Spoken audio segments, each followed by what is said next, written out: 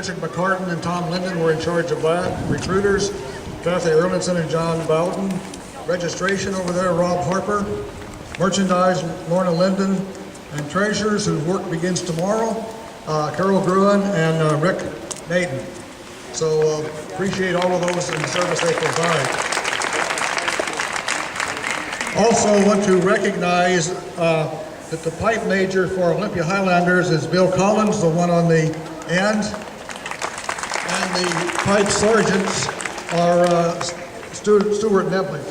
Stuart, okay. Guys, look forward to having you with us. I want to give special thanks to the Senior Center who will provide refreshments at the Tumwater Historical Park.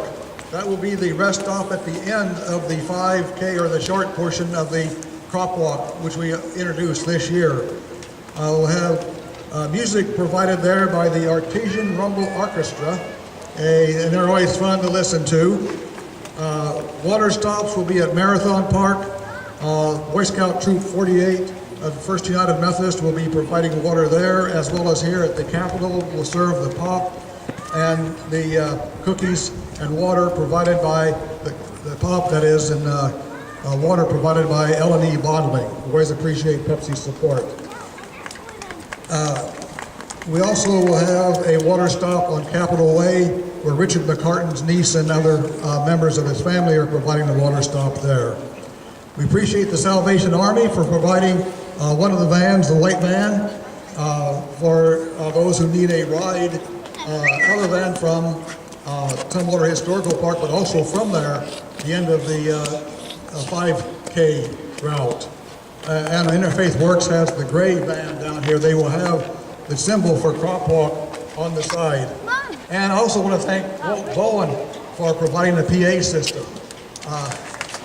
It's always appreciated for those of us who can't yell loud enough to be heard otherwise. At this time, I want to introduce to you Robert Coit, Executive Director of the Thurston County Food Bank, for some remarks about the hunger situation and his role.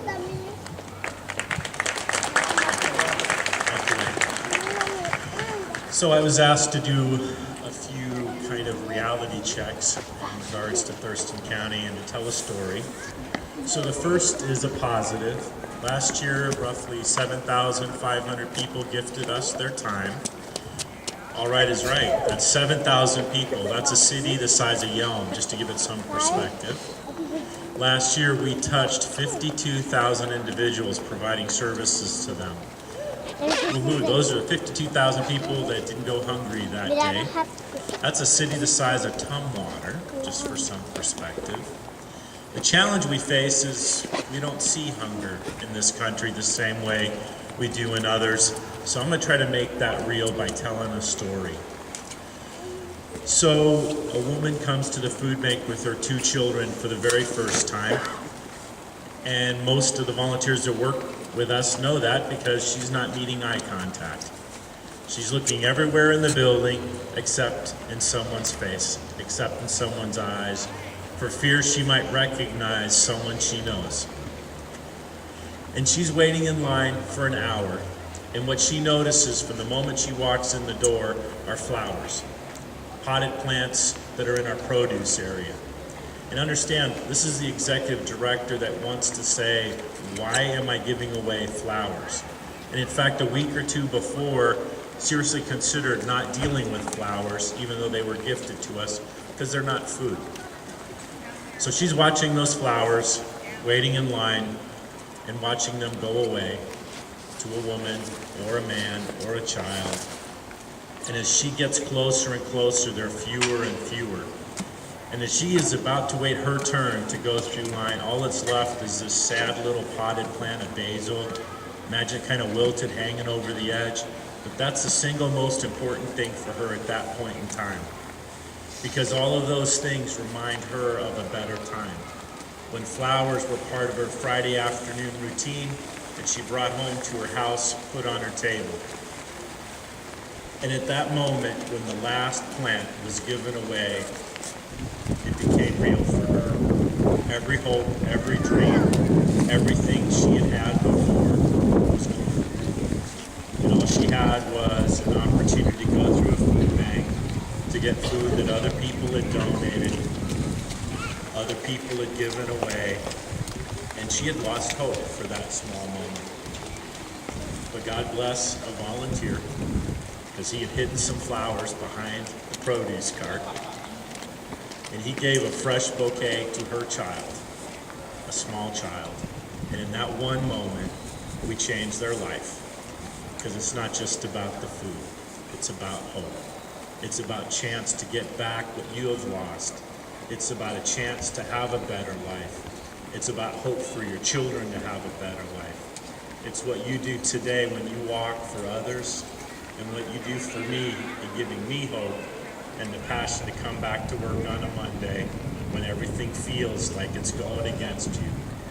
The chance to make a difference for one woman and her children. Thank you. Thank you, Robert.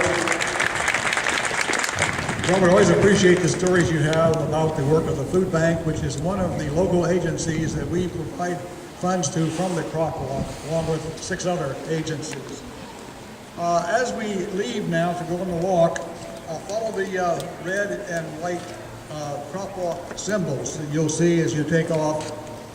If you need a ride, hail a van. They will be driving toward you to pick you up anywhere along the route, but especially for those of you who are doing the new option we offer this year, the what we call the 5K option. It's really a little bit over 3 to 4 miles is all it is. And but still, some of you have chosen to do that. They will pick you up there and bring you back up here. If the lines are extremely long, I'd suggest that if you're in a group, that the driver come up and get the other vehicles and then go down and pick up the rest of his group, or you have to wait longer if the lines are very long. We don't know how many are going to choose the short option compared to the full 10K.